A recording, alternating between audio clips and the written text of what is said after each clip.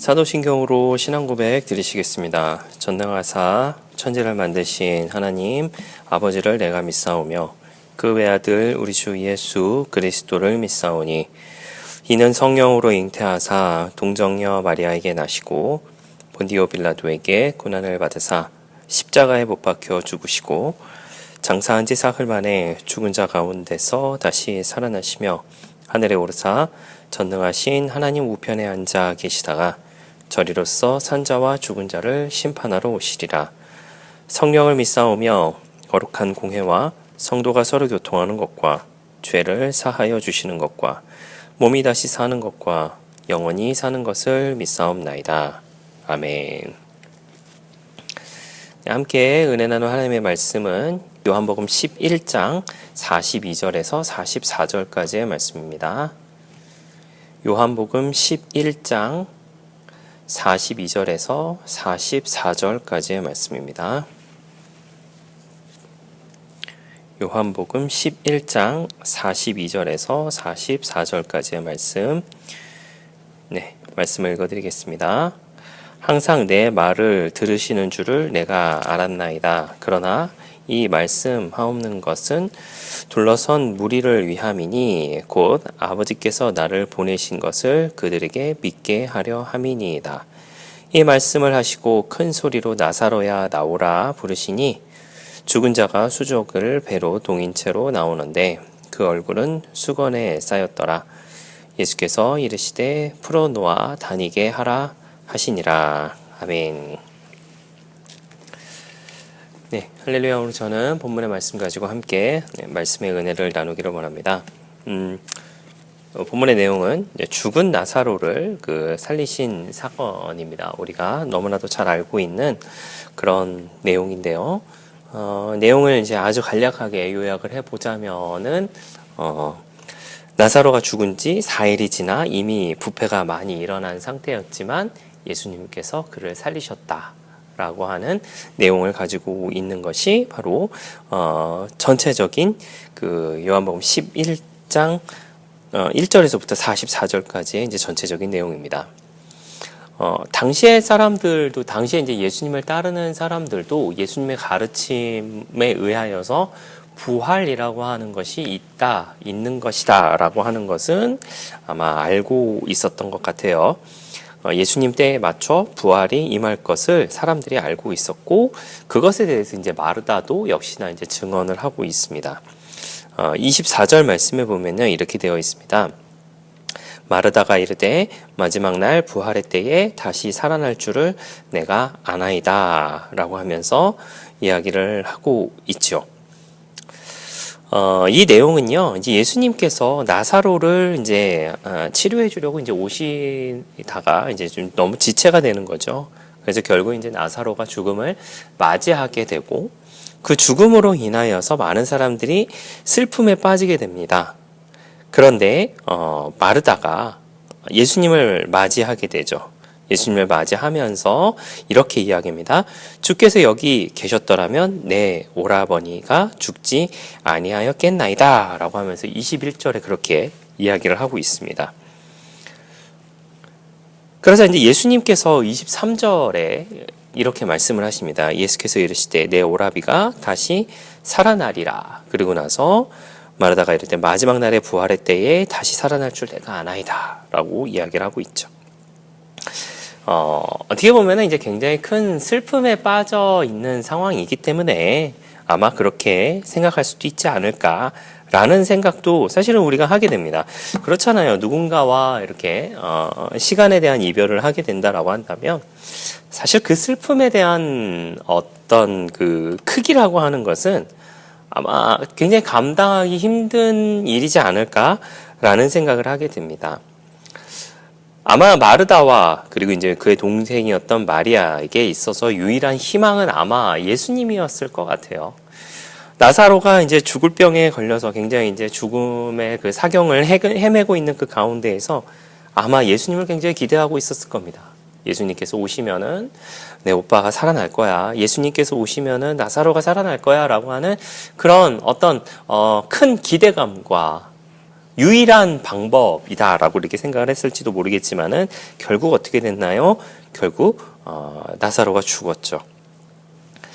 우리가 생각하기에는요, 이렇게 생각이 들 수 있습니다. 야, 이제 예수님이 왔으니까 이제 죽은 자도 살아날 거니까 뭐 슬퍼할 필요가 있을까?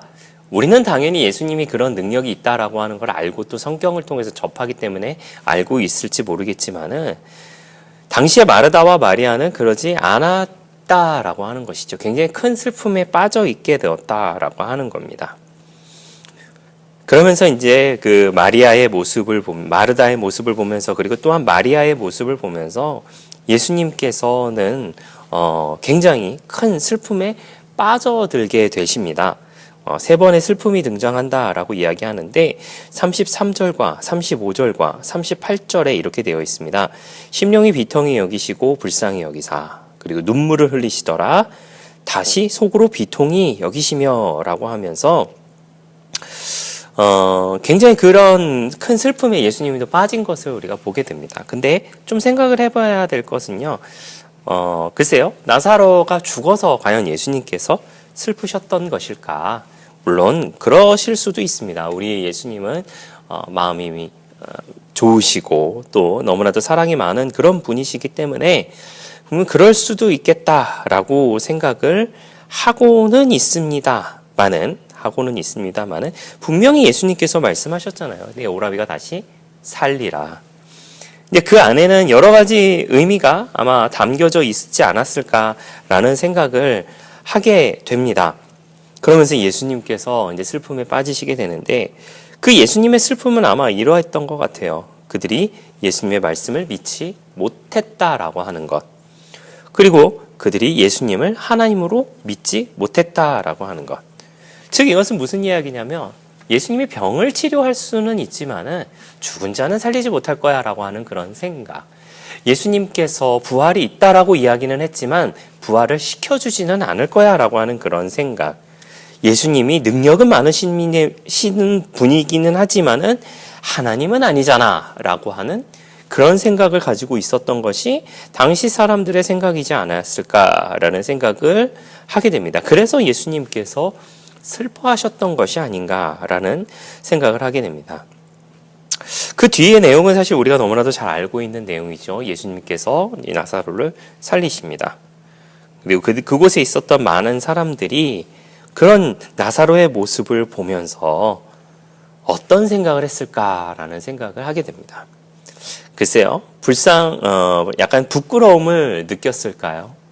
예수님께서 분명히 살아난다라고 말씀을 하셨는데 그것이 그냥 단순하게 먼 훗날 부활의 때에 살아난다라고 하는 것으로 받아들였던 자기 자신들이 부끄러웠을까요? 아니면 예수님이 하나님이시다라고 하는 것을 인정하지 못한 자기 자신들이 부끄러웠을까요?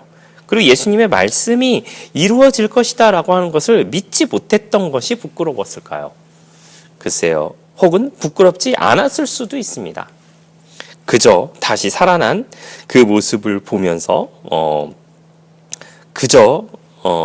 부끄럽지 않은 모습을 가지고 살아가고 있지 않았을까라는 생각도 하게 됩니다. 물론 그 후에 예수께서 하신 일을 본 많은 유대인이 그를 믿었으나라고 하는 그런 표현인 것으로 봐서는 능력 있는 사람이다라고 하는 것 정도는 인정하지 않았을까라는 생각을 하게 됩니다.